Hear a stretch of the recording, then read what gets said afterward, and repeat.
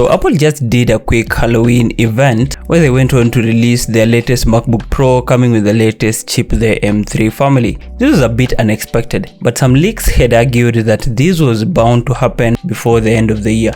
The whole lineup includes the M3, the M3 Pro and the M3 Pro Max, all in 3nm chips too. They come in two sizes, the 14-inch and the 16-inch on the M3 Pro Max. This is in line with the Apple Silicon since the debut of the M1 family. Now, talking about the hardware, so this is what took most part of the presentation, as the Apple team went on to state why the M3 chip is more powerful than the previous M1 and the M2 MacBooks. They mentioned repeatedly that the architecture of the M3 Macs are designed for performance and power efficiency. I will not try to sound too technical here so that you at least watch till the end, but again, this is for you to easily understand why you either need to upgrade, remain with your current computer, or go for the M1 lineup. Apple says that their biggest advancement comes with the GPU. This is where they introduce some new features such as dynamic caching on graphics architecture, which improves performance significantly. There is also mesh shading, which is a rendering feature that is basically hardware accelerated. Another feature is ray tracing, which helps create more realistic environments on games and 3D renderings.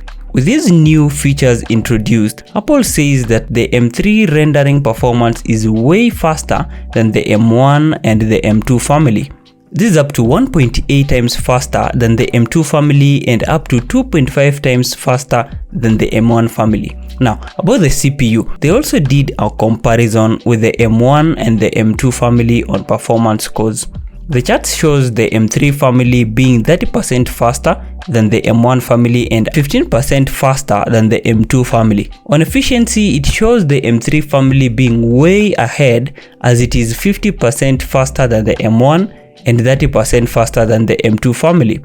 The comparison goes on and on, but one thing that stood out is that there was less comparison with the M2 MacBooks, but more with the M1 chips. This begs the question, is the M3 really that powerful, or is it just a slight improvement from its predecessors?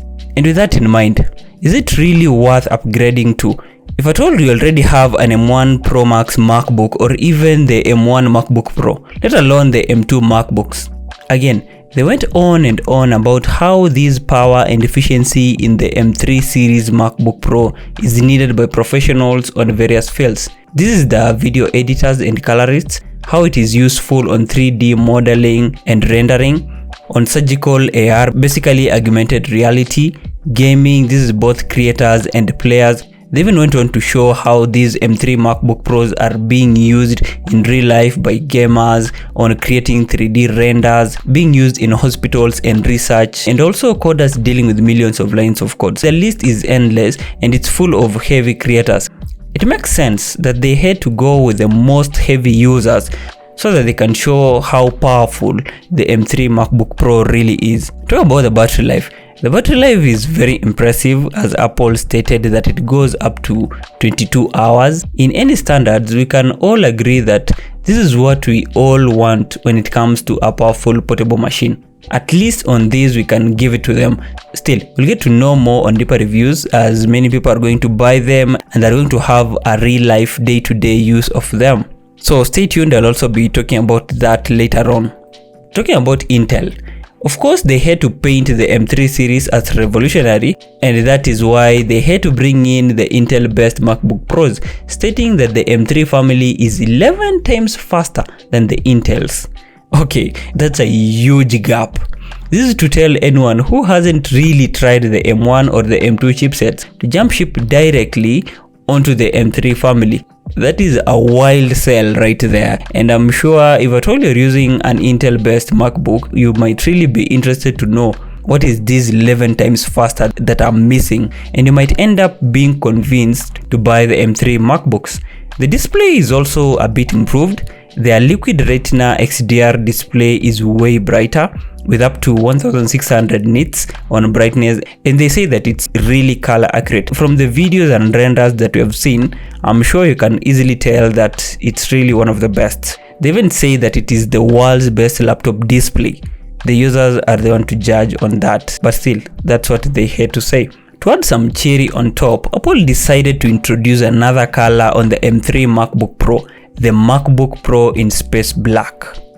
Now that will be a great catch to many who had not yet made up their minds on buying the M3, but if at all you are someone who is always attracted by black, as many tech people are, you might end up actually falling into the trap of trying these M3 MacBook Pros. They did not forget to mention that it greatly reduces fingerprints. Many people have always complained about previous MacBooks being fingerprint magnets, so at least this time around they put that into consideration, and that's something that many people are going to like about the new M3 MacBooks.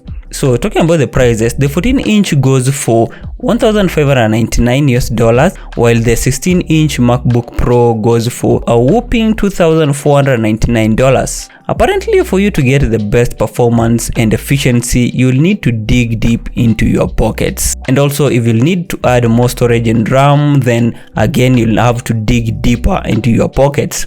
The event closed with Apple adding that they have now introduced the M3 chipset on their 24-inch iMacs. Apart from that, nothing else has really changed, from the vibrant colors in the iMacs and to the magic mouse being charged from the bottom. That's still ridiculous, but by now if you're using a magic mouse, then I'm sure you're used to it. So yeah, let's wait for next year. Either way, from the presentation and the specs that have been newly introduced, do you think it is worth upgrading to the M3 MacBooks? Feel free to leave a comment below of your opinion down in the comment section. I'll be going through all of them and we can have a discussion to see if Apple is really doing something new or they're just doing a whole lot of recycling and no new upgrades that really matter to the creators. By the way, the whole event was shot on the iPhone 15 Pro Max and I didn't see that coming. So if you stuck up to the end of the video, you might have seen that. So thank you very much guys for getting this far. This is Leslie Lens. Subscribe for more and I will see you in the next one. Peace.